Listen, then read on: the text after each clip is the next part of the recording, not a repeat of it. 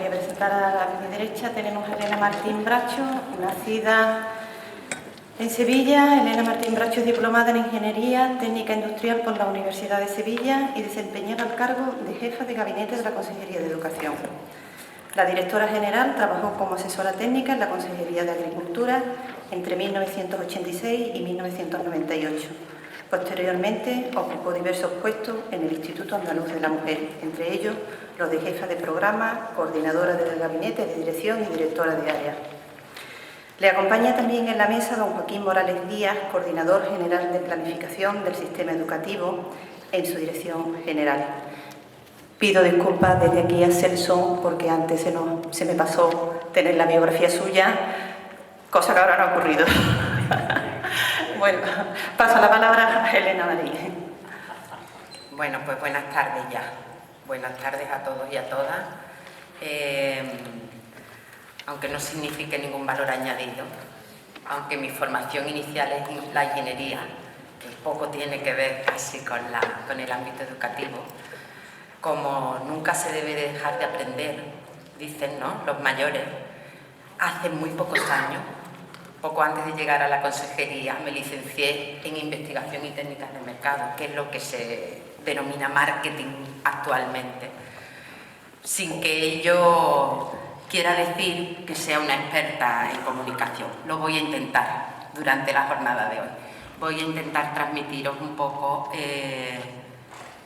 qué es lo que nos ocupa y nos preocupa desde la Dirección General de Planificación y Centros, que es mi actual responsabilidad en la Consejería de Educación, en el ámbito de las necesidades educativas especiales.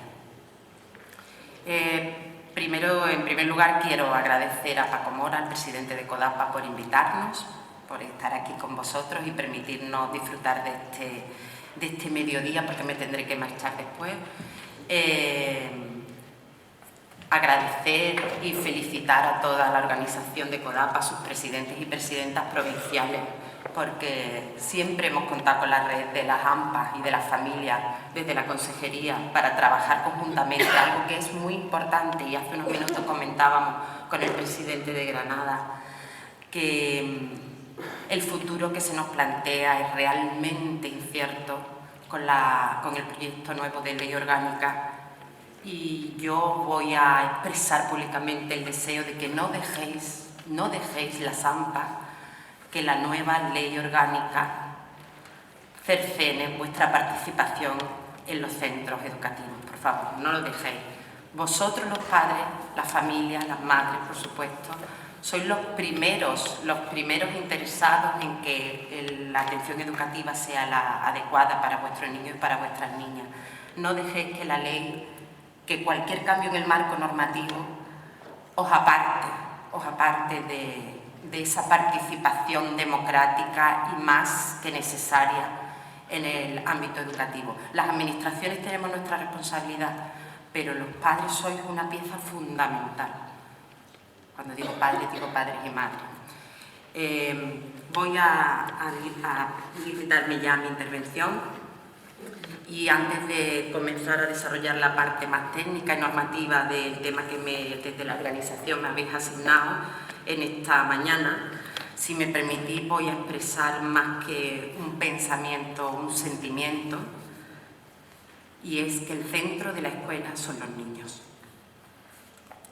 A veces dirán ustedes qué simpleza, ¿no?, que eso ya lo conocemos, pero a veces los políticos, los expertos, los técnicos, incluso hasta algunas familias, pues perdemos el objetivo principal de nuestra labor en el ámbito educativo, que no es otra que prestar la mejor atención a los menores. Ese debe ser el objetivo, el eje, el centro de todo lo que hagamos, desde todos los estamentos, desde la administración, desde la familia, desde el profesorado. Todos estamos llamados a tener como eje central a nuestros menores. Y sigo reflexionando en alto.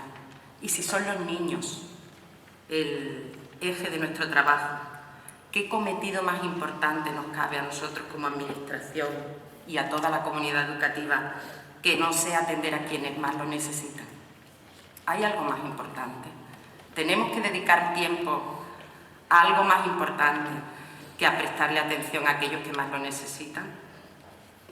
Francesco Tonucci, el archiconocido, yo manoseo mucho y más de una vez voy a darle el micrófono, el archiconocido pedagogo italiano lo explica genialmente, diciendo que la escuela no debe estar organizada en función de aquellos que no lo necesitan, sino en torno a aquellos que por sí mismos serían capaces de salir adelante a la vida adulta, sino que debe estar organizada en torno a aquellos que necesitan de la labor del maestro, en mayúscula, para despertar su aprendizaje.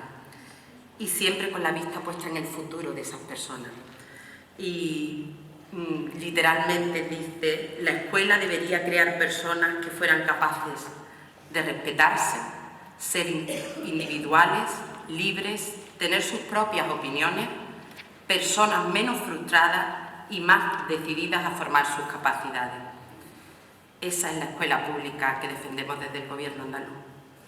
Aquella capaz de integrar, de incluir, como decían mis antecesores, Celso y Javier, de no discriminar, de aprender y disfrutar de la diversidad que ofrecen todos los niños y niñas que entran en el sistema educativo.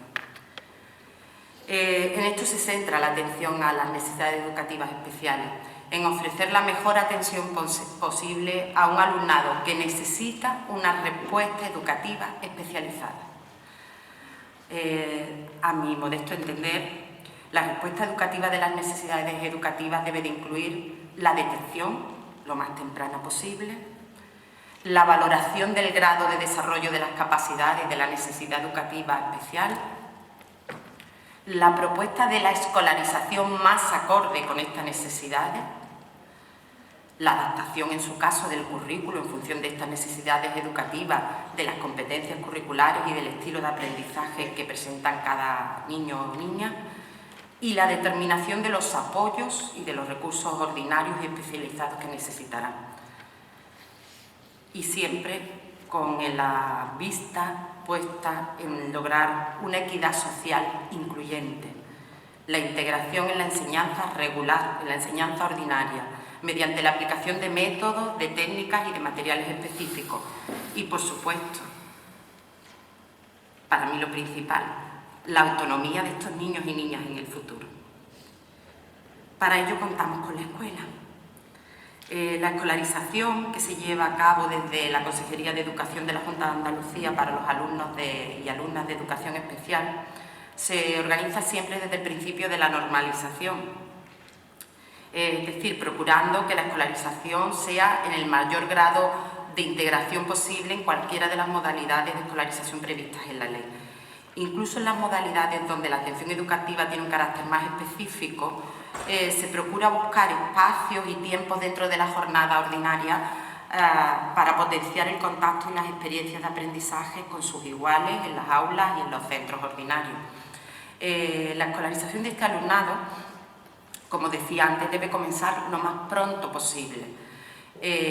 Iniciarse en las edades que la ley establece para la escolarización del alumnado ordinario, de carácter general, es decir, a los 3 años. Y lo digo yo, que actualmente la Dirección General de Planificación es la competente en la escolarización o en el sistema socioeducativo de 0-3. Ya estamos trabajando y vamos a seguir trabajando para que en el primer ciclo de educación infantil, con la colaboración de los centros de atención temprana, podamos detectar desde los primeros pasos, desde los primeros inicios, cualquier necesidad de apoyo educativo o de educación especial. Para ello, como bien han dicho mis compañeros, es imprescindible contar con el dictamen de escolarización, debiendo realizarse en función de los criterios de carácter técnico y teniendo en cuenta las posibilidades de integración, ya que el centro de educación especial específico solo va a estar indicado cuando las necesidades del alumnado no puedan quedar satisfechas en el sistema ordinario. Por otra parte, la respuesta educativa del alumnado de educación especial debe sustentarse en una estrecha colaboración, como os decía antes, entre la escuela y la familia. Los padres, las madres, los tutores del alumnado tienen un importantísimo papel que desempeñar desde el mismo momento en el que se diagnostica o se detecta una necesidad especial. La participación se debe iniciar con la colaboración activa en la detección precoz. Antes preguntaba, no sé si una madre o una profesional, ¿quién debe de detectar? Cualquiera debe de detectar y poner en alerta cualquier incidencia en el desarrollo evolutivo, en el aprendizaje de un niño.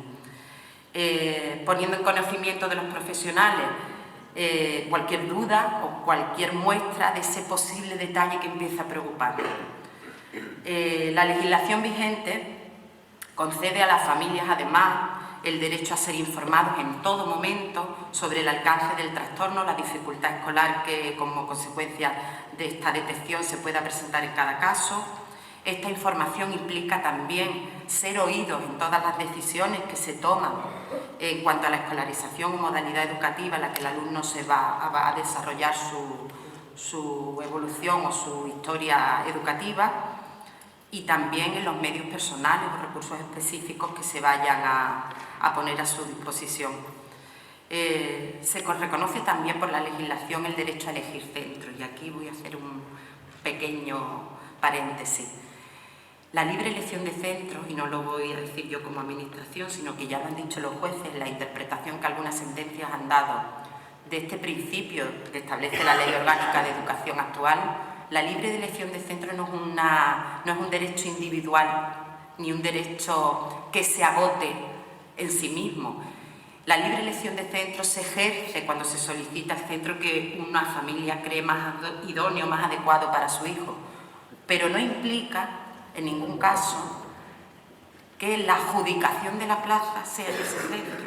Para eso están los profesionales y con la participación de la familia, como he dicho antes, con el derecho a ser informados y a participar en las decisiones.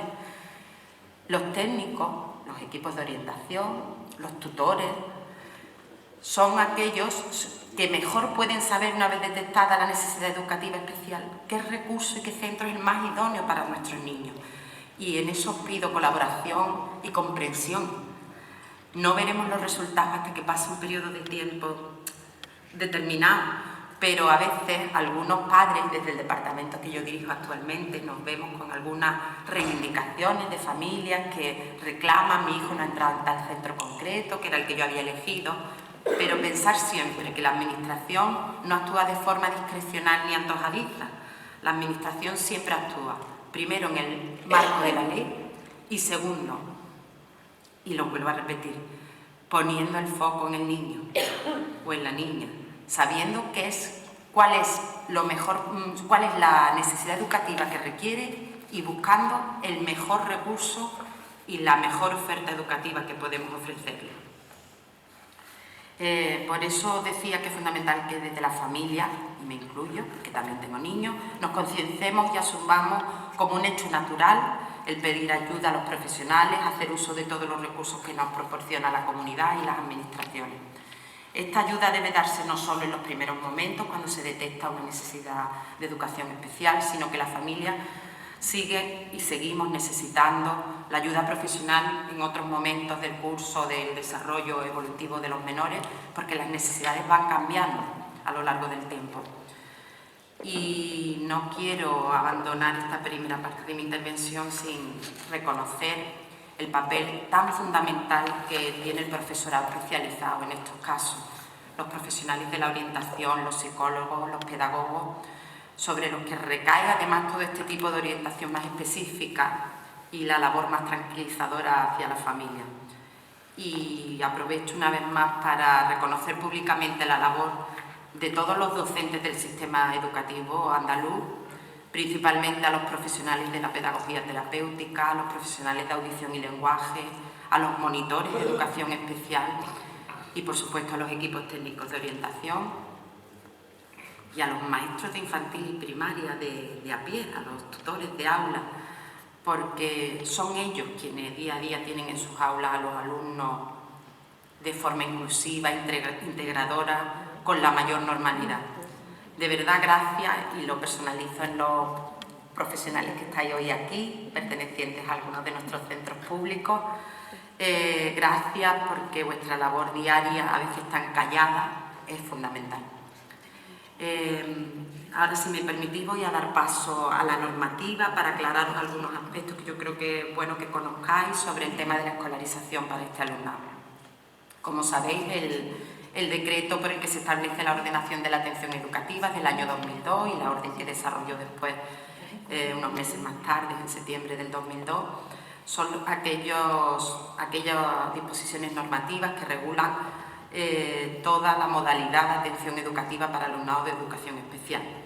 En estas dos normas se establecen, como ya han adelantado mis compañeros, las modalidades de escolarización en los grupos ordinarios a tiempo completo, los grupos ordinarios con apoyo de periodos variables de atención, las aulas específicas de educación especial y los centros específicos de educación especial, las que llamábamos, como decía Javier o Celso, a las antiguas aulas cerradas, y los centros específicos que, si bien atienden normalmente a alumnado con diversidad de necesidades educativas, en el conjunto del sistema educativo andaluz, como sabéis, que no solo están los centros públicos, sino también aquellos otros centros de titularidad privada sostenidos con fondos públicos, me estoy refiriendo a los conciertos y a los convenios.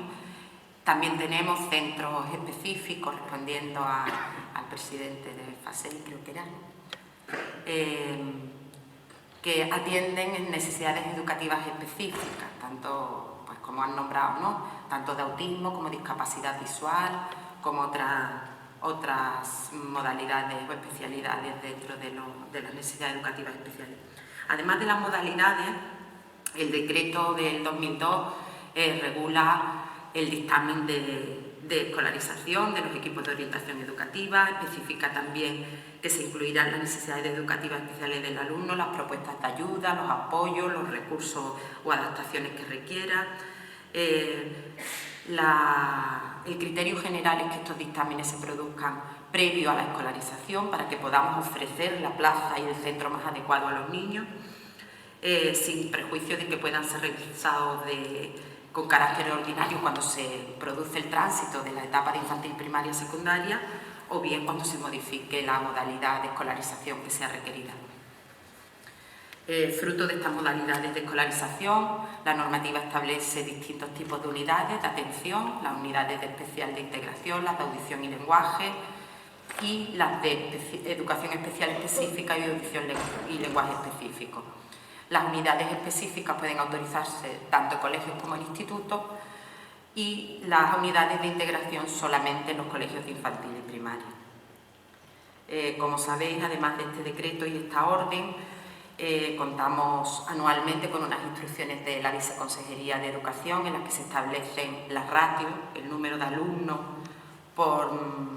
y alumnas por aula, que puede ir en función de la modalidad requerida de educación especial desde 3 hasta 10 alumnos, pudiendo ser objeto de algún tipo de flexibilidad cuando la atención del alumno lo requiera.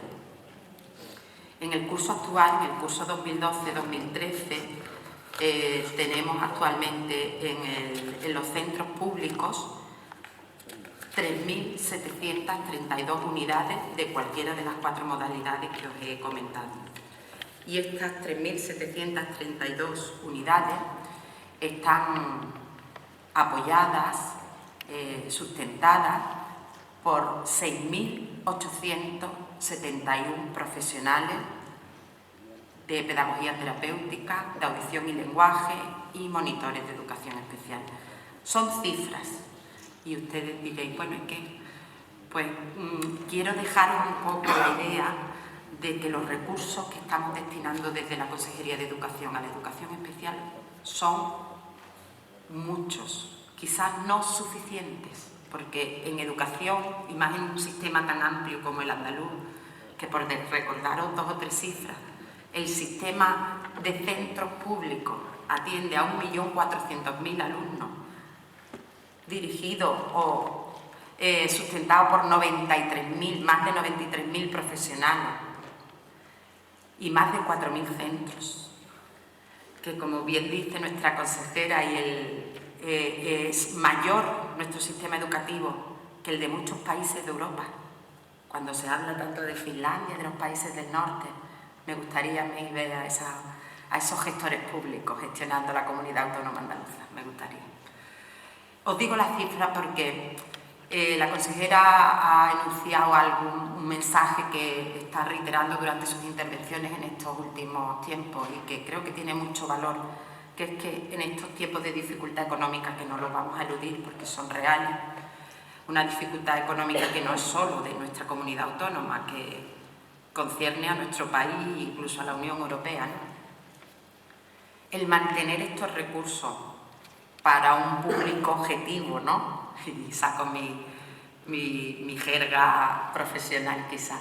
Para ese público objetivo, para ese conjunto de alumnado del que estamos hablando, es un número de recursos importante.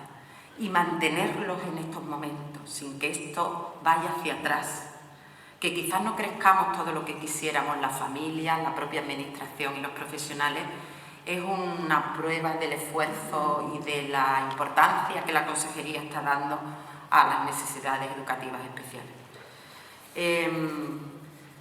Por seguir un poco en este sentido, además de esta normativa, sabéis que tanto las leyes orgánicas como la Ley de Educación de Andalucía establecen la permanencia de este alumnado en el sistema hasta los 21 años de edad.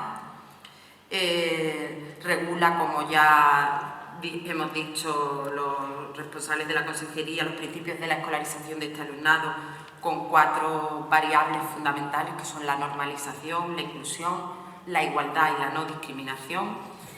Permite medidas de flexibilización en las distintas etapas educativas, incluye al alumnado de altas capacidades dentro de lo que es el alumnado de necesidad de apoyo educativo y en lo que es estrictamente el proceso de admisión, que es un proceso, como sabéis, el proceso administrativo que incumbe a más personas y que gestiona más expedientes de todos los procesos administrativos que gestiona la Junta de Andalucía. El proceso de escolarización anualmente este departamento gestiona, pues como sabéis, el 1,000,000 y pico de niños que tenemos escolarizados y cada año recibe, este año en concreto, más de 100.000 nuevas solicitudes para acceder al sistema. Establece este proceso de escolarización tan fundamental para las familias y que a veces produce pues, cierto malestar cuando no se les ha admitido el crío en el centro que han elegido, que tengo que decir que en el 96 o 97, 91,6% de los casos, la admisión, la adjudicación de plazas se realiza en la primera opción que han elegido los padres. Está regulado recientemente, desde el año 2011, por el decreto 40, que es un decreto ambicioso, que regula, muy garantista para las familias el proceso de admisión. Y dentro de este decreto incluye al alumnado de necesidad educativa, de apoyo educativo, al alumnado de necesidad de apoyo educativo, a los que presentan los trastornos del desarrollo, fija la reserva de plazas en todos los centros sostenidos con fondos públicos en al menos 3 plazas por unidad o hasta 3 plazas por unidad. Antes he tenido oportunidad de comentarlo con alguno de ustedes. El artículo 36 de este decreto 40 de escolarización es un artículo muy novedoso dentro de la normativa del proceso de admisión, porque lo que trata es de hacer un reparto equilibrado de este alumnado y de que no concentremos por ninguna de las cuestiones que se define el apoyo, la necesidad de apoyo educativo, que como bien se ha dejado reflejado ante las diapositivas, es tanto el alumnado de altas capacidades como el de integración tardía, que normalmente es el alumnado inmigrante, que se incorpora al sistema en otros momentos, a veces no en el proceso ordinario, o el alumnado de exclusión social. Estamos intentando con este artículo de la escolarización equilibrada no concentrar en centros a este tipo de alumnado. Con la reserva de plazas lo que se pretende es que por cada unidad que la Administración pone en oferta pública, los centros puedan reservar plazas a alumnado de esta tipología. Con ello que tratamos que la diversidad sea un hecho real, porque todo se quedaría en papel si logramos escolarizar alumnado de educación especial y lo concentráramos en centros específicos o en centros determinados. Si bien es verdad que aquí chocamos con el otro derecho que hablábamos antes, el de la libre elección de centros, y las zonas de escolarización a veces, como se limitan a un entorno geográfico determinado, donde las familias tienen un nivel socioeconómico o cultural o incluso pues, socialmente desfavorecido, pues es casi imposible que en esos centros no se concentre una población de este tipo. Pero sí es verdad que con las necesidades de educación especial sí podemos hacerlo muy bien a través de las comisiones de garantía, intentando que aquellas solicitudes que por el baremo ordinario no entran en el centro elegido, o bien que demandan por los dictámenes de los equipos de orientación de unos recursos específicos, podamos a través de las comisiones de garantía derivarlos a aquellos centros donde tenemos esos recursos y poder así distribuir al alumnado bien con reserva de plazas en los centros de la modalidad de integración, o bien cuando el alumnado o los niños requieran recursos específicos, llevarlo al recurso más idóneo para su escolarización. Yo creo que de lo que os pretendía contar he barrido un poco todo lo esencial, todo lo general, y ahora le voy a dar paso a Joaquín Morales, que como ha dicho Manuela, es el coordinador de la Dirección General, el coordinador de planificación, que lleva a cabo todos los años bajo su responsabilidad el proceso tan arduo y tan fundamental y relevante para todas las familias de la escolarización. Es además un experto también en la escolarización de alumnado de educación especial. Hemos colaborado estrechamente con la Dirección General de Participación para hacer ese escenario, ¿no?, de recursos destinados a este alumnado, y os va a tratar de expresar quizás más o de comunicar, trasladar más técnicamente cómo se lleva a cabo la escolarización para estos niños. Buenas tardes. Esta Dirección General tiene la mala costumbre de manejar muchos números. Yo no voy a hacerles nada pesado a la intervención, pero cuando el curso acaba de empezar, la primera quincena del mes de septiembre, nosotros estamos ya en el curso siguiente, y tenemos que ponernos a trabajar con los datos del curso que acaba de comenzar y con nuestros históricos para la correcta planificación de todo el sistema educativo, desde los 3 años al segundo de bachillerato, en las enseñanzas reguladas por el decreto 40 que ha comentado la directora, pero también hay que decirlo, metan ustedes ahí todos los conservatorios de música, de danza, elementales, profesionales. Y en relación con el tema que ocupa esta jornada, algo que también yo quería precisar. Nosotros planificamos con números las unidades y los recursos en todos los centros docentes públicos, y a través de los convenios manejamos las unidades de educación básica especial que se conciertan en los centros privados concertados, porque saben ustedes que la LEA habla de sistema público educativo, el sistema educativo, perdón, en Andalucía, que comprende a los centros de titularidad de la Junta de Andalucía y a los centros de titularidad privada concertada. Y planificamos todo lo que he dicho, es decir, unidades y recursos, pero también los servicios complementarios de la enseñanza, es decir, que el alumnado de necesidades educativas especiales, en su ámbito de inclusión en el centro educativo, tiene derecho al uso del aula matinal, el comedor escolar, las actividades extraescolares que son autorizadas, y de un servicio donde somos la comunidad autónoma, que tiene más desarrollado no solamente la planificación, sino la ejecución, como es el servicio complementario de transporte escolar. Por lo tanto, entramos en lo que es todo el ámbito del acceso de cualquier alumno, incluido el de necesidades educativas especiales, a la escuela o al instituto y después al desarrollo de sus capacidades en el aula y los servicios complementarios que se ofertan en el centro. Bien, cuando ya la planificación creemos que está terminada, empezamos a hacer números y a poner en conocimiento de qué corresponde la planificación educativa. Y nos ponemos en la calle en el mes de marzo. Obviamente ya hemos tenido que concluir toda esta fase. Y yo siempre le comentaba a la directora general que por la experiencia que tenía en mis 13 años en la Delegación Provincial de Educación de Sevilla, una buena planificación es aquella que conduce a una buena escolarización.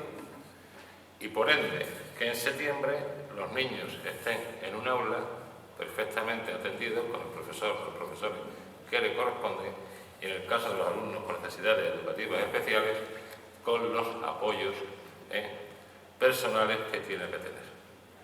Salimos a la calle en el mes de febrero y ustedes habrán visto que la normativa de escolarización ha cambiado desde el año 2011 y que el acceso de la ciudadanía a la información de la oferta educativa no solamente se plasma a través de la página web de la Consejería, de un portal específico de escolarización, sino además en dos aplicaciones, una para Android y otra para tablet, donde cualquier ciudadano puede consultar si está buscando un centro, qué enseñanzas oferta e incluso poniendo el domicilio que va a alegar en la solicitud, cuáles son los centros en los cuales tienen acceso por 14 o 10 puntos según acredite el domicilio familiar, o 10 o 8 según acredite el domicilio laboral, de tal forma que pueda dirigir su solicitud al centro que más le convenga.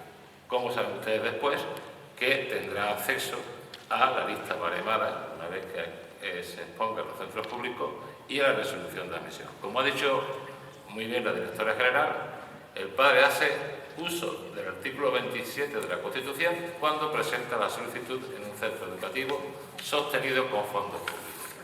En la solicitud marca, además del centro en el que quiere ser admitido de forma prioritaria, hasta 4 centros subsidiarios.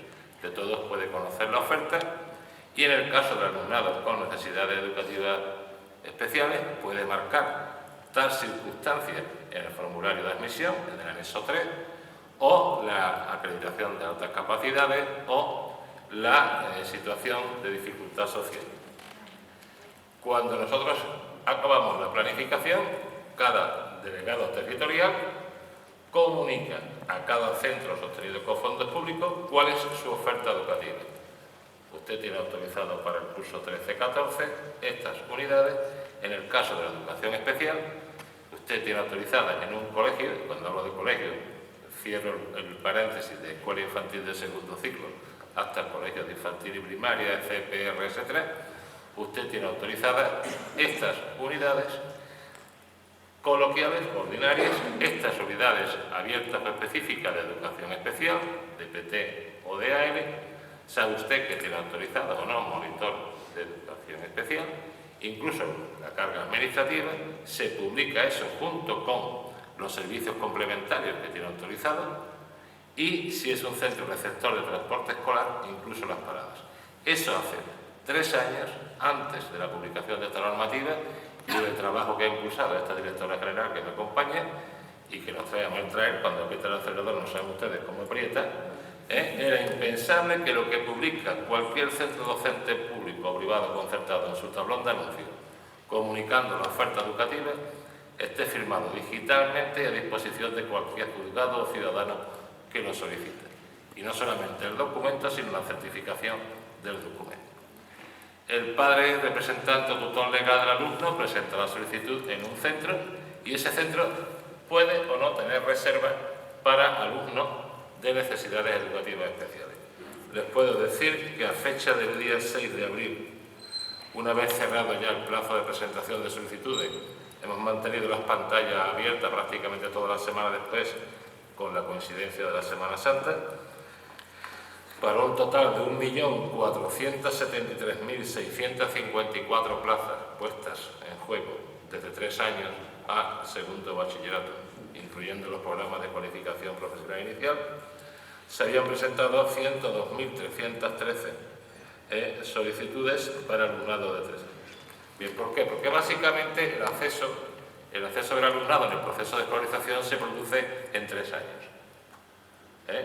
Ya se defendió a la hora de presentar este decreto que una vez que el alumno se incorpora al sistema educativo, a un centro de infantil primario o un centro de escuela de segundo ciclo y entra en 3 años, después por la vía de la inscripción, salvo una inscripción múltiple muy compleja, cuando cambia de etapa no tiene ni siquiera que presentar la solicitud. Y si la pide otro centro y no obtiene la plaza deseada, le garantizamos la continuidad en el que por adscripción le corresponde o en el caso de una inscripción a 2 o más centros, en alguno de ellos. Entonces, en el caso del alumnado con necesidades educativas especiales, el padre presenta la solicitud, acredita que tiene necesidades educativas especiales y el director, en el momento en que graba la solicitud en el sistema de información Seneca, en el momento en que aparezca el DNI del padre, de la madre, de cualquiera de los dos o de los dos, el sistema de información Seneca le está diciendo al director del centro docente público o del centro privado concertado que participe en el procedimiento que ese alumno tiene un dictamen de escolarización. Y no voy a profundizar en lo que ya he dicho antes, quienes me han precedido en la palabra, de la colaboración institucional con sanidad, salud, para tener los dictámenes de estos alumnos. Puede suceder también que solicite plaza un ciudadano que viene trasladado de Navarra, de Galicia, un funcionario que sabe que va a venir el año que viene aquí destinado y presenta la solicitud. En ese caso, como pone la normativa, tendrá que declarar que el alumno tiene necesidades educativas especiales y solicitar la elaboración del correspondiente dictamen de escolarización por el EO. Luego, de hecho, ya hemos sanado un problema. Le hemos ahorrado al padre la necesidad de presentar papeles y, al igual que hacemos con el domicilio, con la renta, con la discapacidad, con la familia numerosa, no hay que presentar papeles. Tenemos un cruce informático con la correspondiente administración competente en la materia y el padre lo único que tiene que hacer es presentar la solicitud. ¿Qué ocurre normalmente? Pues normalmente hay reserva de educación para este tipo de alumnado hechas por los delegados provinciales o territoriales. Hombre, que ustedes entenderán que nosotros tenemos la obligación de velar por la correcta aplicación de los recursos públicos y buscar la máxima eficacia.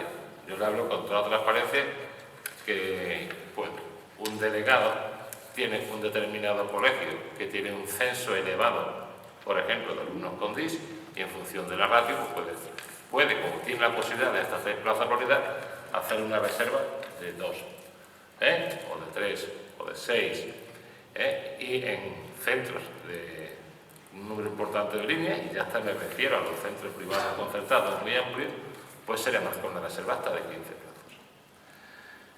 Bien, pasa el mes de marzo, se publica la relación de solicitante y imaginemos que en un centro se han hecho 3 reservas para alumnado con necesidades educativas especiales y hay 5 solicitudes que ya están por esos 3.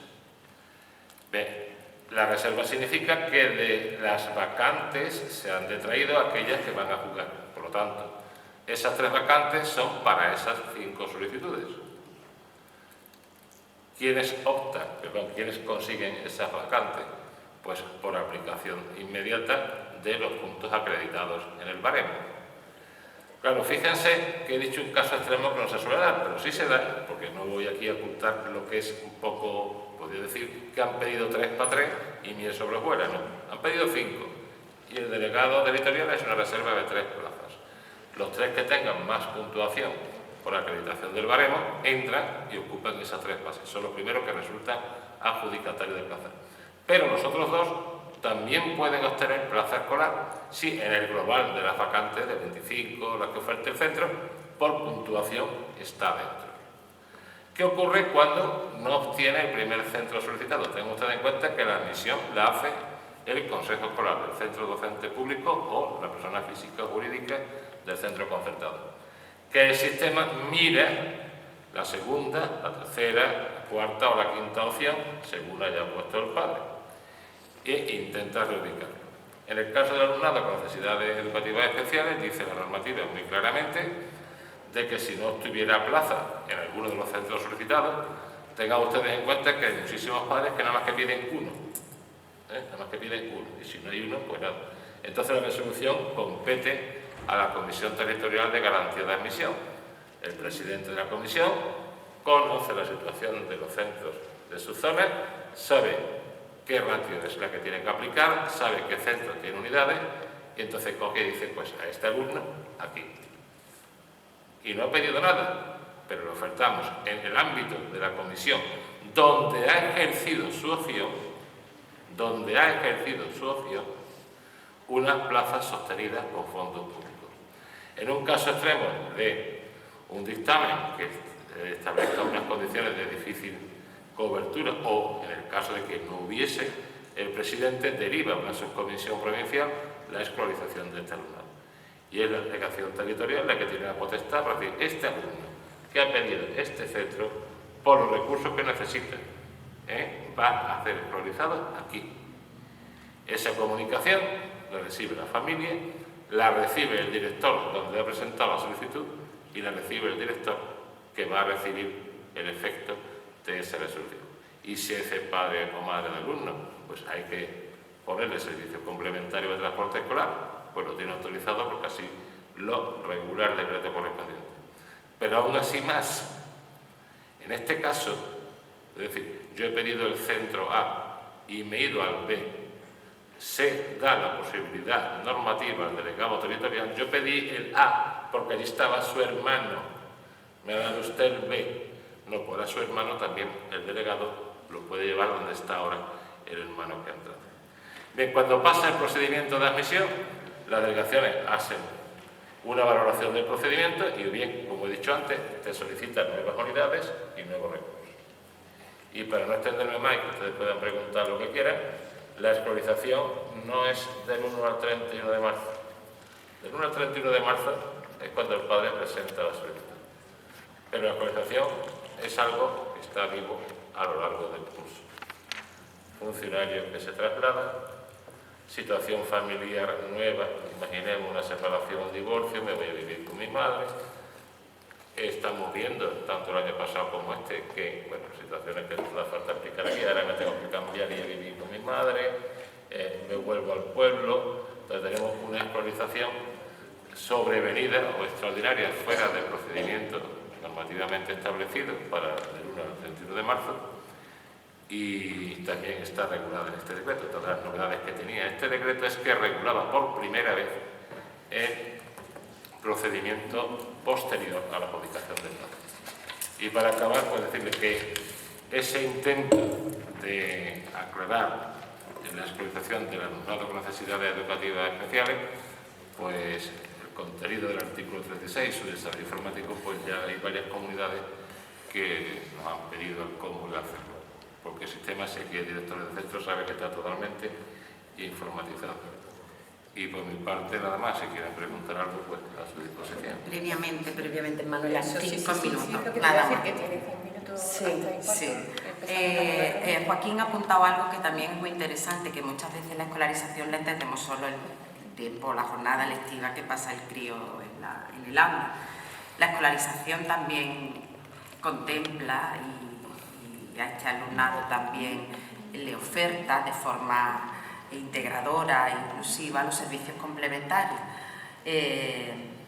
Hemos pasado un poco por nada más que de lado por este tema, pero debéis de conocer que el alumnado de educación especial, la administración le está ofertando la posibilidad del transporte cuando la necesidad educativa lo demande y el dictamen así lo recoja, de transporte gratuito e incluso de transporte adaptado, si fuera el caso de una discapacidad física que así lo requiera.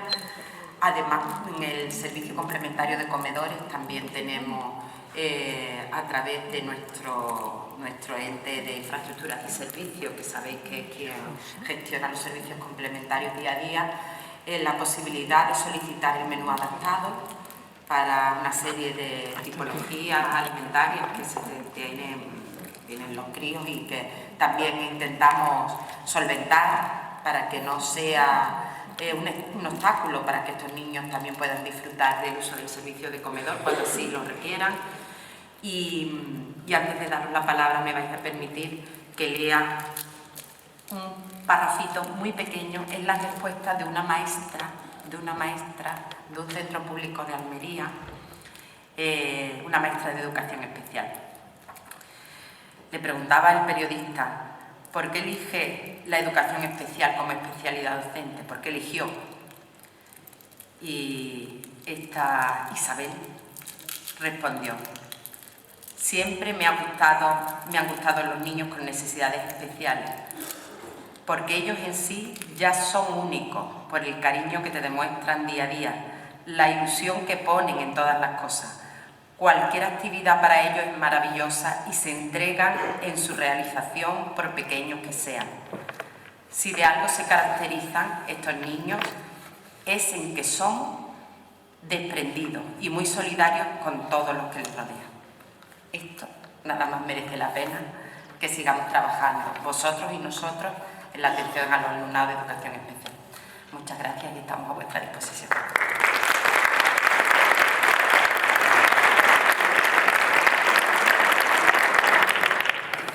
Si alguien quiere hacer una pregunta, disponemos de 15 minutos. Sí.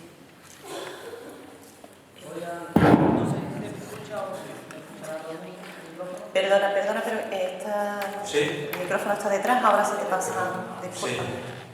Hola, buenas tardes. Mire, soy Juan Carlos, dirijo un centro educativo en Linares. También vengo en representación de la Asociación de Directores y casualmente también presido la Comisión de Garantía de Admisión de la localidad, en la que se mueven unos 700 alumnos todos los años entre años. Bien, una reflexión y una pregunta. La reflexión va en el sentido de que en la práctica se produce una acumulación de alumnado con necesidades educativas especiales en algunos determinados centros, especialmente los públicos y dentro de los públicos especialmente en unos pocos. ¿Por qué? Por su plan de atención a la diversidad, por su tratamiento de este tipo de alumnado, por su fama educativa, etc. Y se meten, o sea, se acumulan porque primero hacen uso de su derecho a la reserva de plazas DIS, en segundo lugar porque bien si no entra por la reserva puede entrar por proximidad al centro, y hay otro tercer motivo de acumulación que es aquellos casos en los que los padres o no detectan o no quieren declarar que sus niños pueden presentar esa dificultad. Con lo cual en la práctica sí se produce esa acumulación de niños. La pregunta va en torno a la aula específica. Muchas veces tenemos necesidad de aumento de unidades específicas y me gustaría saber si un centro concertado puede tener unidades específicas y qué condiciones tienen que darse para que se pueda adjudicar. Ahora mismo en Linares hay 3 unidades, necesitamos una cuarta, las 3 están en colegios públicos. Me gustaría saber si está posible que fuera un centro concertado. Gracias. A ver, efectivamente, los centros concertados, los centros de titularidad privada que están sujetos a concierto educativo, también pueden albergar unidades específicas, las tienen ya de apoyo a la integración, no todos los centros, igual que ocurre en los centros públicos, y viene dependiendo del alumnado que escolarizan. ¿De qué depende que lo tengan o no? Pues en los momentos que estamos, pues depende de los recursos económicos.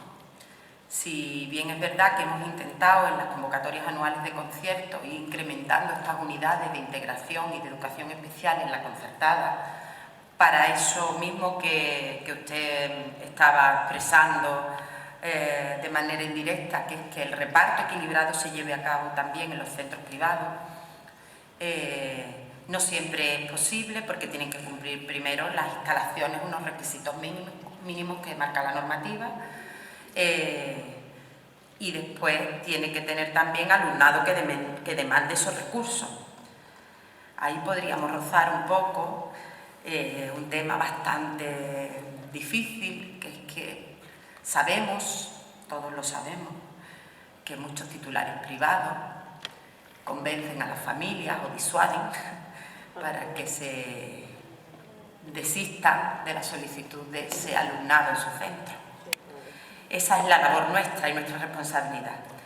Intentar a través de este artículo 36 al que mencionábamos antes, lograr que el reparto del alumnado de educación especial sea equilibrado en todos los centros sostenidos con fondos públicos. Esos centros también se financian con recursos públicos, con el dinero de nuestros impuestos, de todos los andaluces, y por lo tanto tienen que realizar también su función de inclusión y de integración del alumnado de necesidades educativas especiales.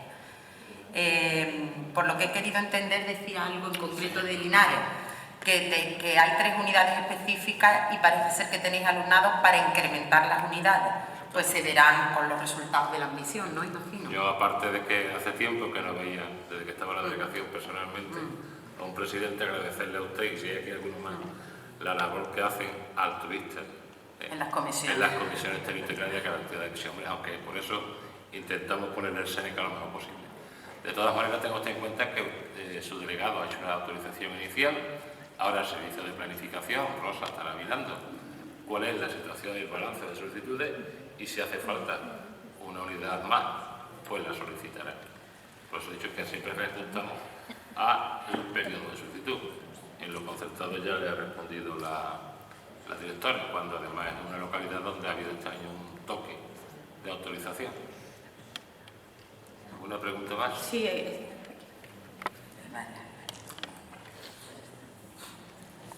Hola, otra vez.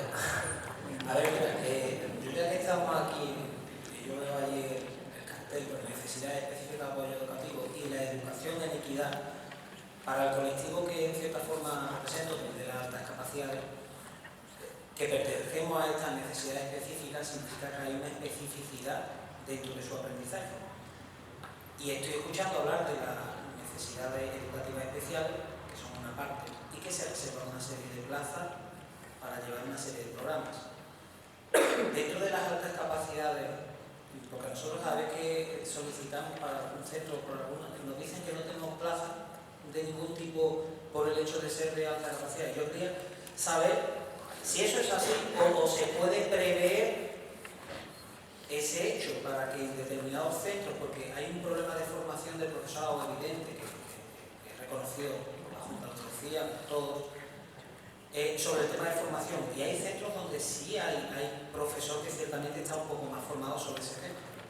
¿Sería posible la admisión de una plaza específica para ese tipo, para el colectivo nuestro en determinados centros que solicitemos?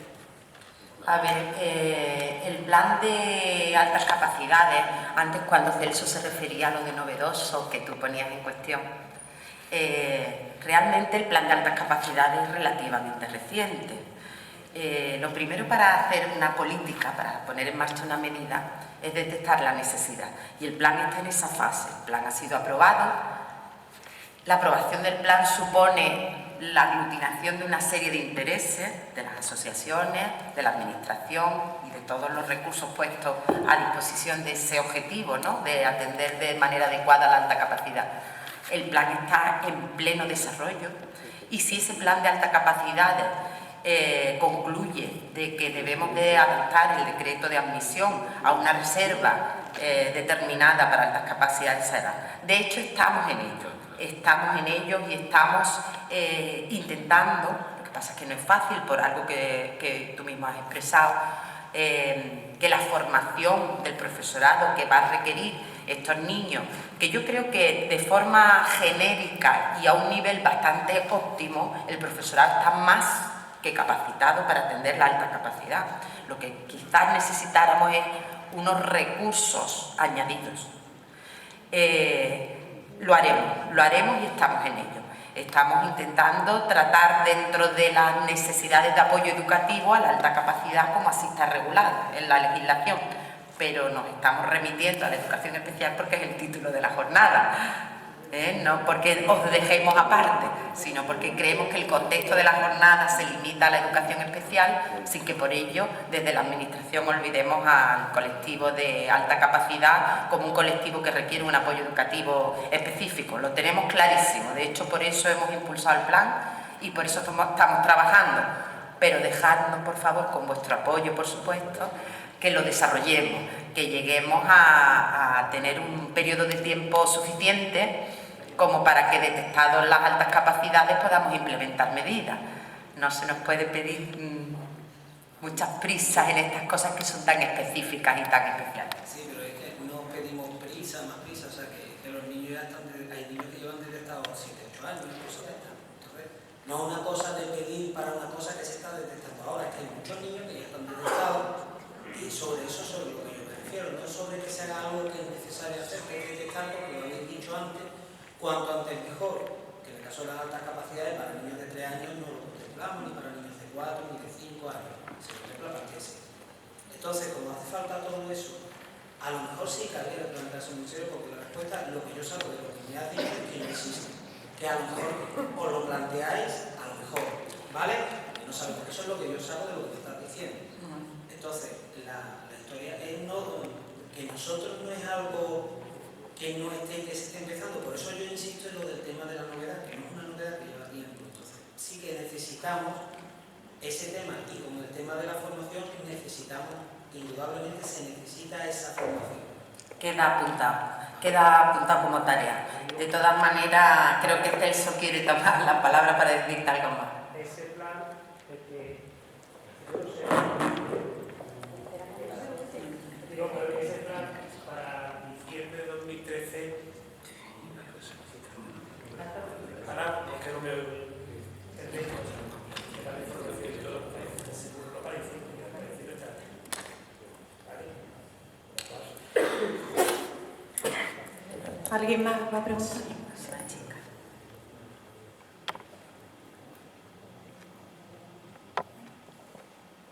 Buenas, ¿qué tal? A mí todo esto me suena mucho. Yo soy logopeda y no maestra en audición y lenguaje y logopeda, trabajo por privado y me llegan muchos chicos con todo menos altas capacidades, me llega todo. Y la verdad es que tengo una duda muy grande. Este niño no es paciente mío, pero es hijo de una paciente y está escolarizado en la escuela común. La maestra tiene una maestra en audición y lenguaje que aparte es logopeda y lo está llevando estupendamente, no hay nadie que lo lleve a hacer muy bien. Pero del EOE, del pueblo, decidieron ellos solos decirle a la madre que la tenía que llevar a una escuela de educación especial que hay en el pueblo. La verdad que la madre está como destrozada porque ella dice, con lo bien que está yendo, porque el niño tiene muchas limitaciones, solo la parte cognitiva y lo que tiene que comentar, porque es un niño que aprueba los exámenes con 10, pero tiene limitaciones físicas. Entonces, yo quiero saber cómo es posible, porque es que yo conozco a la gente de EOE, a mí me derivan, no es que me lo derivan, sino que como me conocen en el pueblo, hay una sola clínica, soy la única logopeda que hay en esa clínica, entonces me viene mucha gente que sabe que de EOE les han hablado de mí, o ¿no? Como soy privada, entonces es diferente. Ahora, ¿cómo es posible que de EOE hayan tomado esa determinación así, sin más? O sea, sin consultar ni a los padres ni tener en cuenta la parte cognitiva del niño. O sea, eso no lo comprendo, ¿verdad? Dos preguntas. Ubicación geográfica y edad del niño. Cádiz, bueno, es un pueblo de Cádiz, Rota. Rota. Y 7 años. 7 años. Yo creo que Javier puede incluso darte más información que yo. Si el equipo de orientación, Javier es el jefe de sesión de educación especial de la consejería, es uno de los intervinientes anteriores. Si el niño está escolarizado, ¿no?, en un centro público, me decías, el niño está escolarizado en un centro público y a través del tutor o tutora o a través del equipo le han detectado una necesidad educativa especial, lo lógico es que profesionalmente y técnicamente hayan dictaminado qué necesidad educativa tiene, qué atención educativa específica requiere, y le habrán orientado a la familia para escolarizarlo en el centro más adecuado a esa necesidad, sin menospreciar tu valoración profesional. No, pero no es solamente por mi valoración profesional, sino es porque este niño lleva escolarizado desde los 3 años en ese colegio. Y da la casualidad, vamos a ver, una de las razones que le dieron es que la maestra en la audición y lenguaje que hay en ese colegio le van a sacar del colegio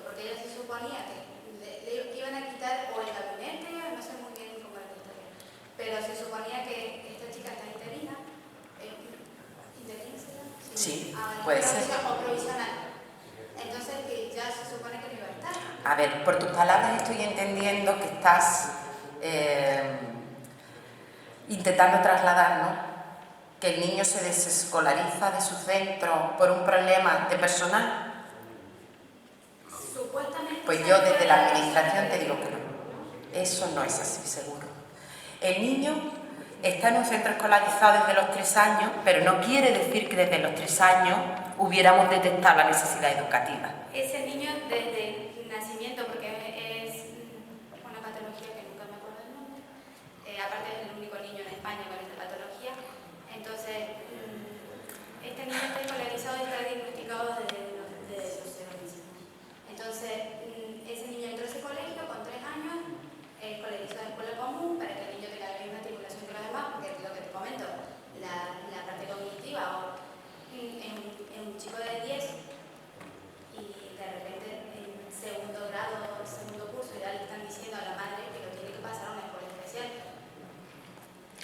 No vamos a entrar en discusión. Me vas a dar el nombre, me vas a decir el centro y los responsables de la Dirección General de Participación se van a preocupar del tema. Y si tú nos dejas incluso un contacto, pues podemos darte a ti personalmente la respuesta que quien te ha preocupado del tema, siempre que las familias lo permitan. Bueno, tenemos una última pregunta. ¿Alguien más? Sí, allí.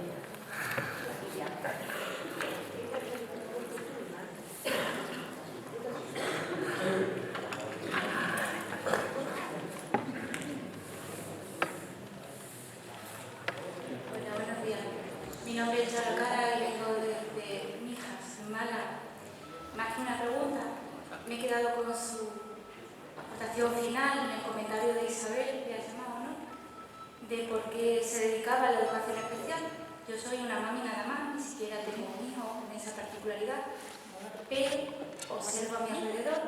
He visto en un pasado, en la época que me creé, donde en el centro que estuve no había lo que ahora se recoge, esa variedad tan enorme y esa dedicación a darle a cada uno lo que necesita. Y conocí los resultados en mi propia familia, en un hermano. Entonces puedo decir una cosa que se me queda muy adentro y me gustaría decirlo para terminar. En torno a lo que ha dicho de Isabel, y lo he recogido porque me ha encantado, pone que se dedicó a ello porque siempre le había gustado, porque son niños únicos, donde la ilusión les mantiene, se entregan, son desprendidos y solidarios. Y le transmito al delegado territorial, si no sería bonito en estos tiempos que se oyen que los valores se pierden, que los padres no sabemos cómo transmitirles esos valores que cada vez son menos en nuestros hijos, si casi se ve como una necesidad que en cada centro educativo hubiera una unidad de educación especial, porque estos niños sirven de modelos para el resto. Gracias. Lo intentaremos. Vamos a extender la red todo lo que sea necesario. Los momentos no son los más idóneos para acompañarnos en ese objetivo, pero quiero que os llevéis un último mensaje, una última idea. Esta administración, la administración del Gobierno andaluz, va a apoyar siempre lo máximo que pueda a todo su alumnado. Y cuando decimos alumnado, también decimos el alumnado de necesidad educativa especial. De verdad lo digo.